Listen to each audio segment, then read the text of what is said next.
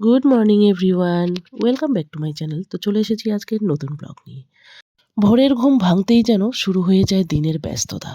তাড়াতাড়ি উঠে সব গুছিয়ে নিয়ে রেডি করে পাঠিয়ে দিলাম মেয়েকে আর্ট ক্লাসে। ছোট্ট এই সকালের দৌড়ঝাঁপের মধ্যেই লুকিয়ে থাকে দায়িত্ব, ভালোবাসা আর ভবিষ্যতের স্বপ্ন। মেয়েকে ক্লাসে পাঠিয়ে দরজা বন্ধ করতেই ঘরটা হঠাৎ একটু শান্ত হয়ে যায়।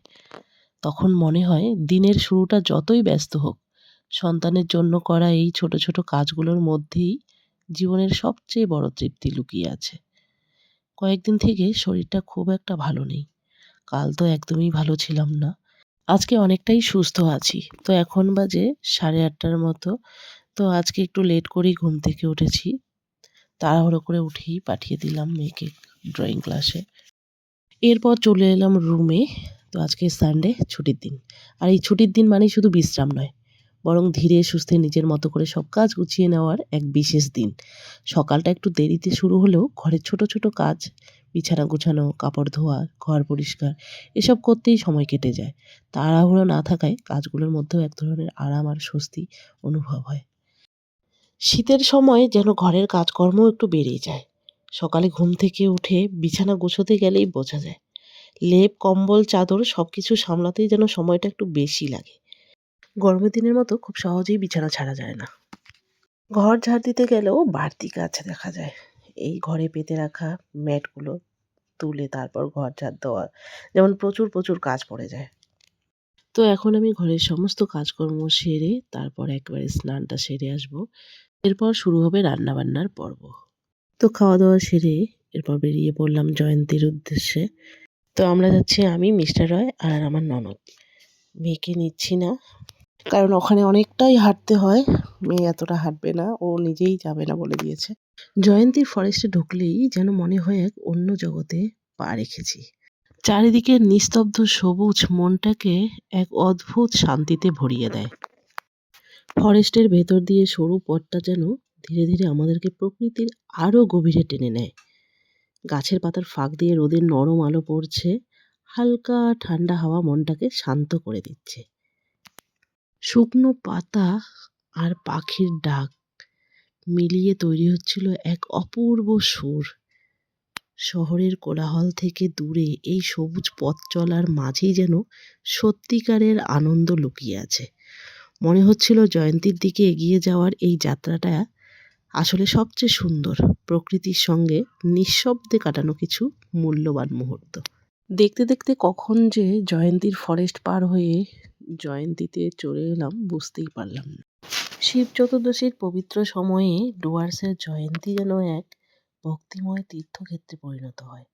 চারিদিক জুড়ে ভক্তদের ঢল। পাহাড় জঙ্গল ঘেরা নীরব প্রকৃতির মাঝেও শোনা যায় হর হর মহাদেব ধ্বনি।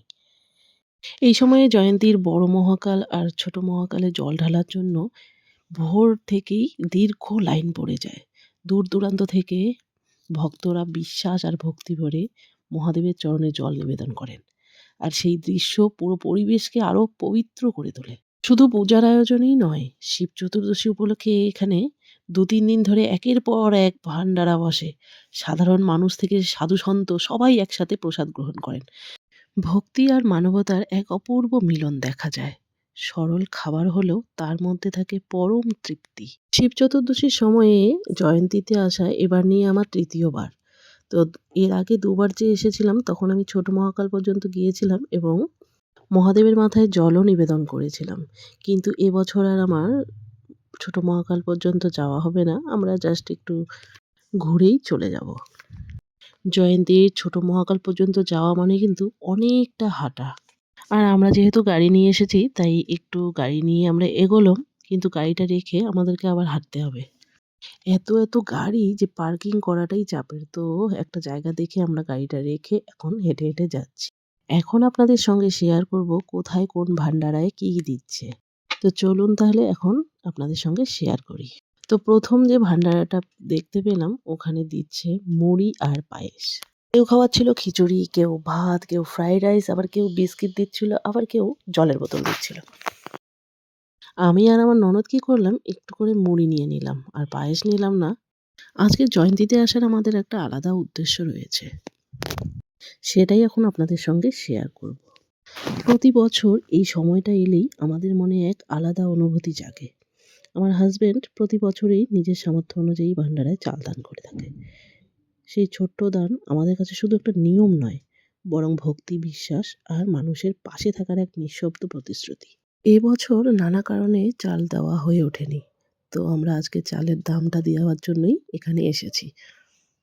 চাল হোক বা তার মূল্য, উদ্দেশ্য একটাই, ভান্ডারের মাধ্যমে সবার সঙ্গে ভাগ করে নেওয়া আশীর্বাদ আর ভালোবাসা। ঈশ্বরের কাছে একটাই প্রার্থনা, পরের বছর যেন শুধু চাল দান নয়, এর থেকেও যেন আরো অনেক বেশি কিছু করতে পারি। তো ঘুরতে, ঘুরতে অনেকটাই টাইম হয়ে গেল। এদিকে অনেকটা রাত হয়ে গেছে। মেয়েকেও রেখে এসেছি, তাই আমাদেরকে এবার বাড়ি ফিরতে হবে। তো রওনা দিয়ে দিলাম আমরা বাড়ির দিকে। রাত গভীর হয়ে এসেছিল। চারপাশে ঘন অন্ধকার, শুধু দূরে কোথাও জোনাকির আলো আর ঝিঁঝি পোকার একটানা ডাক। এই নীরবতার মাঝ দিয়েই শুরু হয়েছিল বাড়ি ফেরার পথ। তবে আজকের রাতটা অন্যরকম। শিবরাত্রি উপলক্ষে চারপাশে মানুষের ভিড়, রাস্তায় প্রচুর গাড়ির আনাগোনা, নীরব জঙ্গলের মাঝেও যেন উৎসবের স্পন্দন ছড়িয়ে পড়ছে। আলো আঁধারির ভেতর দিয়ে চলতে চলতে মনে হচ্ছিল ভয় আর ভিড় দুটোই অনুভূতিই পাশাপাশি হাঁটছে। মাঝে মাঝে শুকনো পাতার মচমচ শব্দে চমকে উঠছিলাম ঠিকই, কিন্তু ঠান্ডা হাওয়ার স্পর্শ আর আকাশ ভরা তারাগুলোর আবার শান্ত করে দিচ্ছিল মন। এই পথ চলা বুঝিয়ে দিল অন্ধকার সবসময় ভয়ের নয়, কখনো কখনো অন্ধকার, ভিড় আর উৎসব মিলেই তৈরি করে এক অদ্ভুত স্মৃতি। তো আমি এখন চলে এলাম জয়ন্তী থেকে। তো এখন ফ্রেশ হয়ে নিব। তো আজকের ব্লগটা এখানেই শেষ করবো। ভালো লাগলে অবশ্যই লাইক, শেয়ার আর কমেন্ট করবেন আর চ্যানেলটি সাবস্ক্রাইব করে পাশে থাকবেন।